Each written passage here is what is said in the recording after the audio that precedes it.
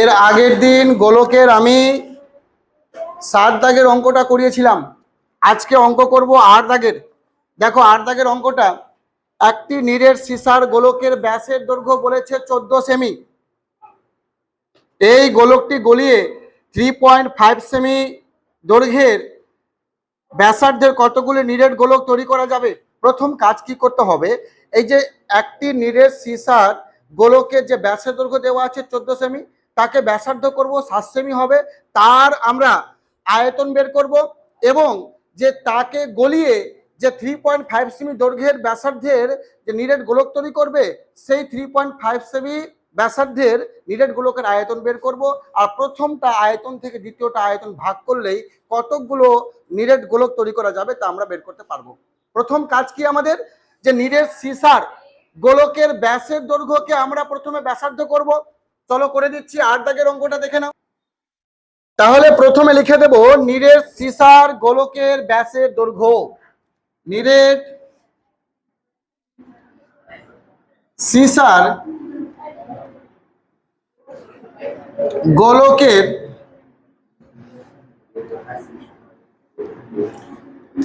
ব্যাসের দৈর্ঘ্য সমান 14 সেমি। তাহলে ব্যাসকে ব্যাসার্ধ করতে গেলে কি করতে হবে? 2 দিয়ে ভাগ করতে হবে। অতএব নিরেট সিসার গোলকের ব্যাসার্ধের দৈর্ঘ্য কত হবে? 14/2 সেমি। আর 14কে 2 দিয়ে ভাগ করলে হবে 7 সেমি। তাহলে নিরেট সিসার গোলকের ব্যাসার্ধের দৈর্ঘ্য পেলাম 7 সেমি। অতএব লিখে দেব নিরেট সিসার গোলকের আয়তন। আচ্ছা, গোলকের আয়তনের ফর্মুলা কি? 4/3 পাই আর কিউব। তাহলে 4/3 পাই আর কিউব। আচ্ছা, আর এর মান কত এখানে? 7। তাহলে 4/3 পাই গুণিত 7 এর পাওয়ার কি লিখবো? কিউব। ঘন সেমি, এবার যে 3.5 সেমি দৈর্ঘ্যের যে ব্যাসার্ধ বিশিষ্ট একটি নিরেট গোলক তৈরি করব, তার আয়তনটা বের করে নেব এবং সেই আয়তন দিয়ে আমরা ভাগ করে দেব। তো লিখে দেবো এখানে 3.5 সেমি ব্যাসার্ধ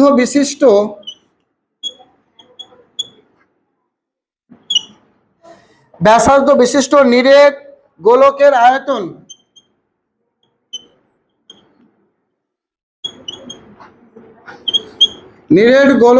আয়তন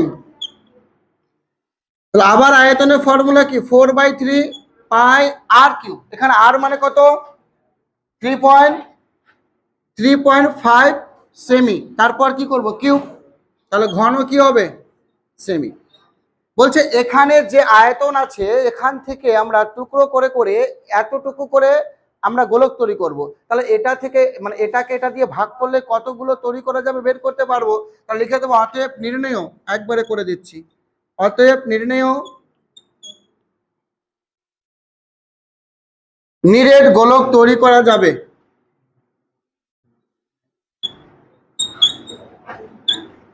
নিরেট গোলক তৈরি করা যাবে।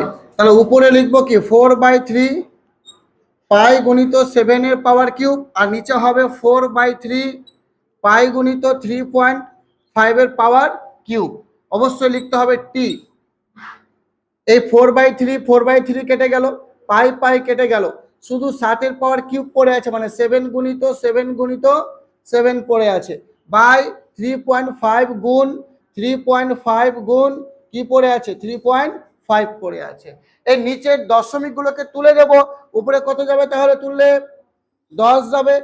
7 গুণিত 7 35 হবে। আবার এখানে দশমিকের জন্য উপরে কত যাবে? 10। আবার 35, উপরে চলে যাবে 10, আবার হবে 35, উপরে যাবে 10। অবশ্যই টি লিখতে হবে। কাটাকাটি করো, 7 দিয়ে কাটো, 5 7 35। আচ্ছা, 5 2 10, আবার কাটো 5 7 35, 5 2 কত হচ্ছে 10, আবার 5 7 35, 5 2 10, 2 2 গুণ করলে 4, 4 2 8, তাহলে 8টি নিরেট গোলক তৈরি করা যাবে। টুকে নাও সবাই। এবার 9 দাগের অঙ্কটা দেখো। 9 দাগের অঙ্কেতে কি লেখা আছে, 3 সেমি, 4 সেমি ও 5 সেমি দৈর্ঘ্যের ব্যাসার্ধের 3টি নিরেট তামার গোলক গলিয়ে একটি নিরেট বড় গোলক তৈরি করা হলো। বড় গোলকটির ব্যাসার্ধের দৈর্ঘ্য হিসাব করে লিখি। 3টা ছোট ছোট গোলক আছে, ধরো একটা রয়েছে এই, ধরো 3টা ছোট ছোট গোলক রয়েছে। প্রথমটা ব্যাসার্ধ আমাদেরকে বলেছে কত 3 সেমি, দ্বিতীয়টার বলেছে 4 সেমি, আর এটা কত বলেছে 5 সেমি বলেছে। বলছে এই 3টা নিরেট গোলককে গলিয়ে একটা বড় গোলক তৈরি করবে, মানে একটা বড় গোলক তৈরি করবে, তখন এই বড় গোলকটার ব্যাসার্ধটা কত হবে আমাদেরকে বের করতে বলেছে। আমাদের প্রথম কাজ কি, এই 3টা যে গোলকে যে পরিমাণ ধাতু আছে তাহলে তার আমরা প্রথমে আয়তন বের করব। যেমন এই প্রথমেরটার আয়তন, দ্বিতীয়টার আয়তন এবং তৃতীয়টার আয়তন বের করব। বের করে কি করবো, টোটালটাকে যোগ করব। যোগ করার পরে এই বড়টার আমরা ব্যাসার্ধ কি ধরবো আর, এবং এই বড়টার আয়তন বের করব। আর এই 3টা আয়তনের সঙ্গে এই বড়টার আয়তন কি হবে, সমান হবে। তা প্রথমে লিখে দেব যে 3 সেমি, একবারে করে দিচ্ছি, 3 সেমি কমা 4 সেমি ও 5 সেমি দৈর্ঘ্যের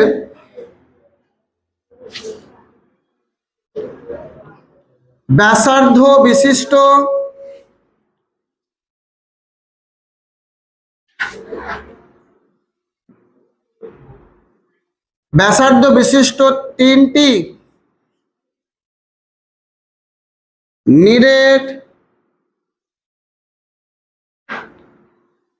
তিনটি নিরেট গোলকের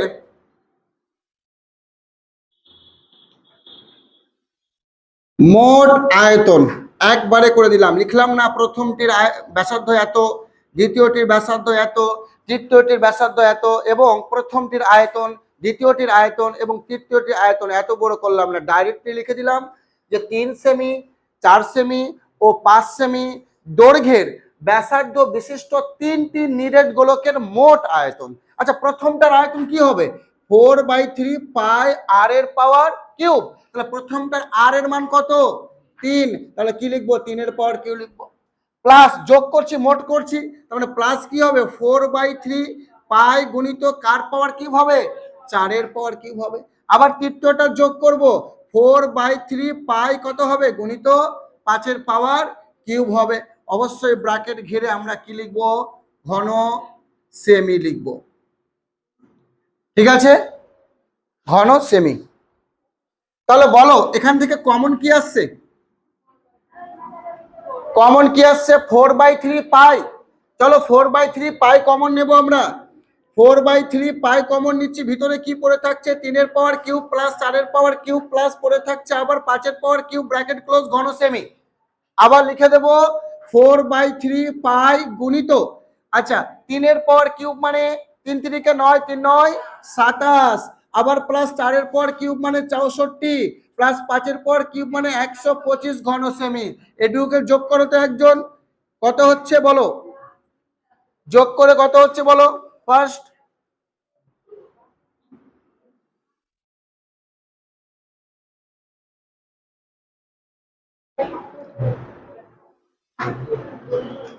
হ্যাঁ 216 হচ্ছে, তাই 216 লিখে দিলাম। এবার কি করতে বললাম, এই 3টা গোলকের আয়তন তো বের করলাম, এবার বড় গোলকটার আয়তন বের করব। বড় গোলকটার আয়তন বের করার জন্য আমার কি দরকার জানা, ব্যাসার্ধ জানতে হবে, তাহলে আমরা আয়তন বের করতে পারবো। তাই প্রথমে ধরে নেব, ধরি বড় গোলকটির ব্যাসার্ধের দৈর্ঘ্য, বড় গোলকটির ব্যাসার্ধের দৈর্ঘ্য কত আর সেমি ধরে নিলাম। অতএব বড় গোলকটির আয়তন, অতএব বড় গোলকটির আয়তন, বড় গোলকটির আয়তন কত হচ্ছে 4/3 পাই আর এর পাওয়ার কিউব ঘন সেমি। আচ্ছা দুটার আয়তন কি হবে তাহলে সমান হবে, তাহলে শর্তানুসারে করে দিচ্ছি, শর্তানুসারে কত হবে 4/3 পাই আর এর পাওয়ার কিউব সমান, এটা কত ছিল 4/3 পাই গুণিত 216 ছিল। এবার কি কাটাকাটি যাচ্ছে বলো, 4/3 কাটছে, আচ্ছা পাই পাই কাটছে, কি পড়ে আছে আর এর পাওয়ার কিউব সমান 216, আচ্ছা বা আর এর পাওয়ার কিউব সমান 216 মানে 6 এর পাওয়ার কিউব। আচ্ছা কিউব কিউব যদি উঠে যায় কম্পেয়ার করি তাহলে আর এর মান কত হবে 6 হবে। অতএব নির্ণয় বড় গোলকটির ব্যাসার্ধের দৈর্ঘ্য, নির্ণয় বড় গোলকটির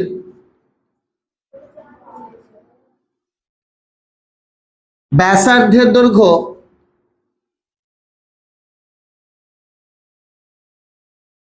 ব্যাসার্ধের দৈর্ঘ্য 6 সেমি। দেখো এবার 10 দাগের অঙ্কটা দেখো, 10 দাগের অঙ্কে বলেছে একটি অর্ধ গোলাকৃতি গম্বুজের ভূমিতলের ব্যাসের দৈর্ঘ্য 42 ডেসিমিটার, গম্বুজটির উপরিতল রং করতে প্রতি বর্গমিটার 35 টাকা হিসাবে কত খরচ পড়বে তা হিসাব করে লিখি। আচ্ছা গম্বুজ দেখেছো সবাই, এই যে গম্বুজ, আমি গম্বুজ অঙ্কন করছি, ধরো এটা একটা গম্বুজ, এই গম্বুজের উপরিতল রং করবে, মানে অর্ধ গোলাকৃতি গম্বুজ রয়েছে, তো উপরিতল, উপরিতল মানে কি শুধু বক্রতলের ক্ষেত্রফলটা চেয়েছে। আচ্ছা বক্রতলের ক্ষেত্রফলের ফর্মুলা কি পড়েছিলাম 2 পাই আর স্কোয়ার, তাহলে আমরা উপরিতলের ক্ষেত্রফলটা বের করব, আর প্রতি বর্গমিটারে কত টাকা করে খরচা হচ্ছে 35 টাকা করে খরচা হচ্ছে, 35 দিয়ে গুণ করলে উত্তর হয়ে যাবে। তাহলে প্রথমে আমরা লিখে দেব গম্বুজের গম্বুজের ভূমিতলের গম্বুজের ভূমিতলের ব্যাসের দৈর্ঘ্য, ব্যাসের দৈর্ঘ্য কত বলেছে 42 ডেসিমিটার। অতএব গম্বুজের ভূমিতলের ব্যাসার্ধের দৈর্ঘ্য কত হবে 42/2 ডেসিমিটার সমান 21 ডেসিমিটার। তাহলে এখানে যেহেতু প্রতি বর্গমিটারে খরচটা ওরা করেছে, যা হিসাব দিয়েছে, তা আমাদেরকে ডেসিমিটারকে কি প্রথমে কি করে দেবো মিটার করে দেব। আচ্ছা ডেসিমিটারকে মিটার করতে গেলে 10 দিয়ে ভাগ করতে হয়, তাই 10 দিয়ে ভাগ করে দিলাম আর লিখে দিলাম মিটার, সমান কত পাচ্ছি 2.1 মিটার পাচ্ছি। এবার এই গম্বুজটির উপরিতলের আমরা ক্ষেত্রফল বের করব, উপরিতলের ক্ষেত্রফল মানে হচ্ছে বক্রতলের ক্ষেত্রফল। অতএব অতএব গম্বুজটির অর্ধ গোলাকৃতি, লিখে দিচ্ছি এখানে অর্ধ গোলাকৃতি গম্বুজের বক্রতলের ক্ষেত্রফল,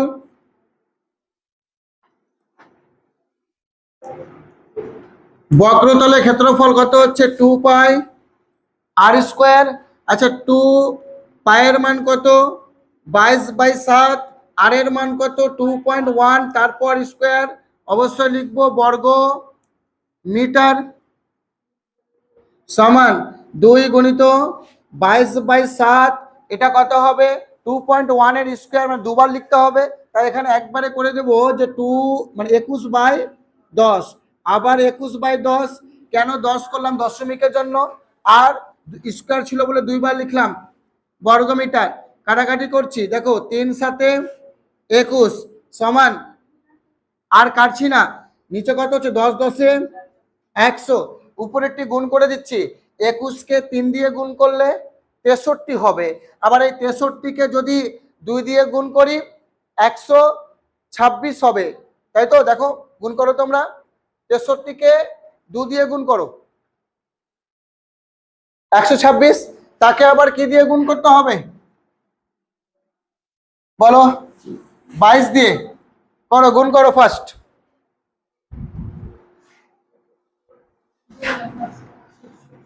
করছো সবটা এটা সহ নিয়ে 2772 বর্গ মিটার। তাহলে বলো কটার পর দশমিক বসাবো ভাগ করতে গেলে? দুটোর পর ডান দিক থেকে। তাহলে 27.72 বর্গ কি পাচ্ছি? মিটার পাচ্ছি আমরা। তাহলে প্রতি বর্গ মিটারে কত টাকা খরচ হয়েছে? 35 টাকা। তাহলে লিখে দেবো অতএব প্রতি বর্গ মিটার 35 টাকা হিসাবে গম্বুজটি উপরিতল রং করতে মোট খরচ। একবারে করে দিচ্ছি।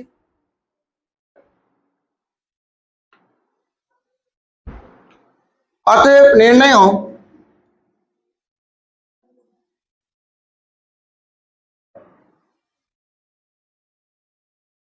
প্রতি বর্গমিটার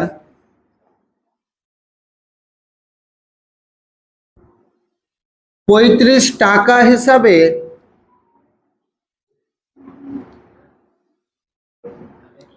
গম্বুজটির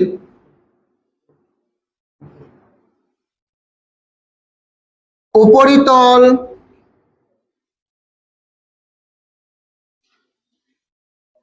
রং করতে মোট খরচ।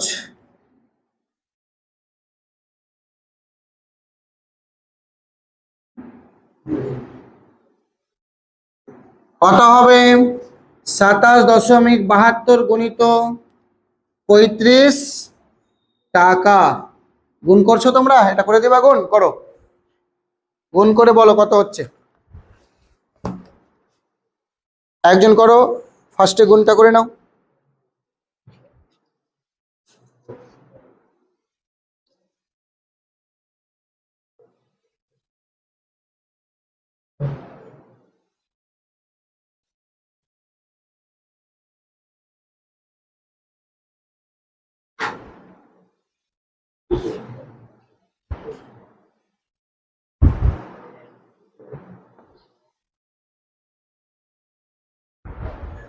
বলো গুণটা বলো।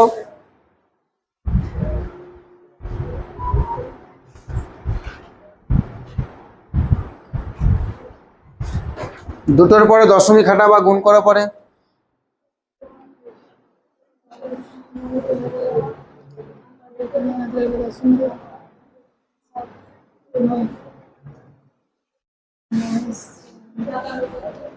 $970.20। আচ্ছা গুণ করে পেলো 970.20 টাকা। একে আমরা লিখতে পারি 970 টাকা 20 পয়সা। হ্যাঁ টুকে নাও। আচ্ছা তাহলে 10 দাগের অঙ্কটা হলো আমাদের। এবার 11 দাগের অঙ্কটা পড়ছি। একই ধাতুর পাত থেকে তৈরি দুটি ফাঁপা গোলকের ব্যাসের দৈর্ঘ্য যথাক্রমে 21 সেমি এবং 17.5 সেমি। গোলক দুটি তৈরি করতে যে পরিমাণ ধাতুর পাত লেগেছে তার অনুপাত নির্ণয় করি। সহজ অঙ্ক লিখে দেব 11 দাগেরটা, যে প্রথম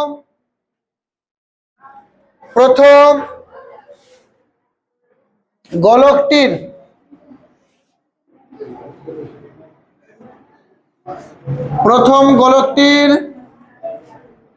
ব্যাসের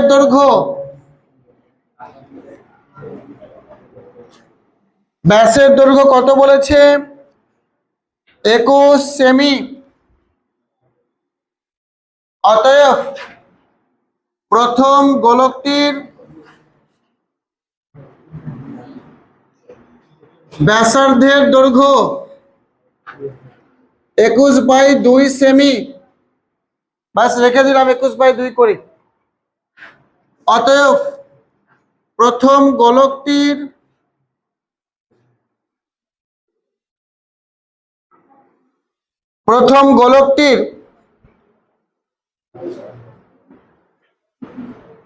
বক্রতলের ক্ষেত্রফল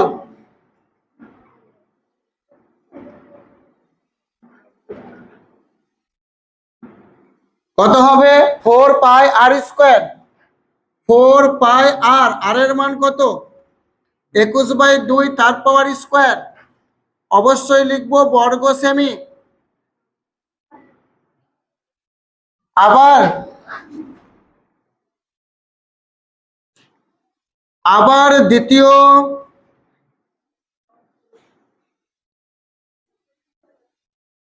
গোলকটির ব্যাসের দৈর্ঘ্য কত বলেছে 17.5।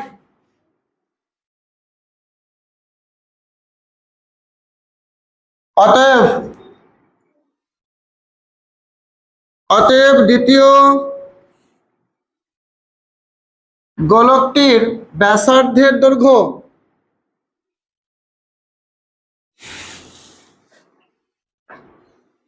কত হবে 17.5/2 সেমি। আচ্ছা দশমিককে যদি উঠাই তাহলে কত হবে, উপরে 175, নিচে হবে 20 সেমি। অতএব দ্বিতীয় গোলকটির অতএব দ্বিতীয়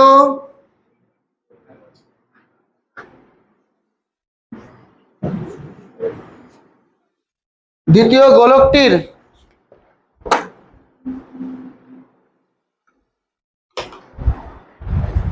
বক্রতলের ক্ষেত্রফল কত হবে 4 পাই গুণিত আর স্কোয়ার, 175/20 তার পাওয়ার স্কোয়ার, বর্গ সেমি। আর স্কোয়ার বললাম মানে আর এর মান হচ্ছে 175/20, তা আমি একবারে বসিয়ে দিয়েছি। এবারে ওরা উত্তর চেয়েছে যে গোলক দুটি তৈরি করতে যে পরিমাণ ধাতুর পাত লেগেছে তার অনুপাত, তাহলে লিখে দেবো অতএব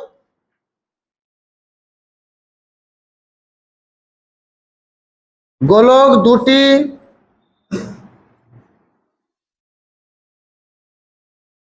তৈরি করতে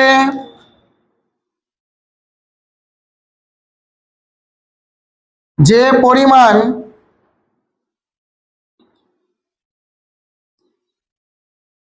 ধাতুর পাত লেগেছে তার অনুপাত।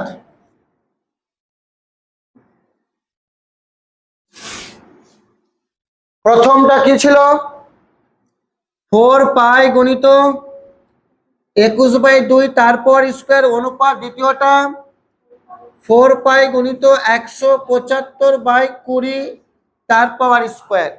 আচ্ছা কি কি কাটছে প্রথমে দেখে নেব। 4 পাই কেটে যাচ্ছে, সমান এখানে দেখো 21 কি লিখতে পারি 2, আবার 21/2 অনুপাত 175/20, আবার 175 লিখতে পারি 20। কাটাকাটি করব। প্রথমে দেখো 5 দিয়ে কাটছি,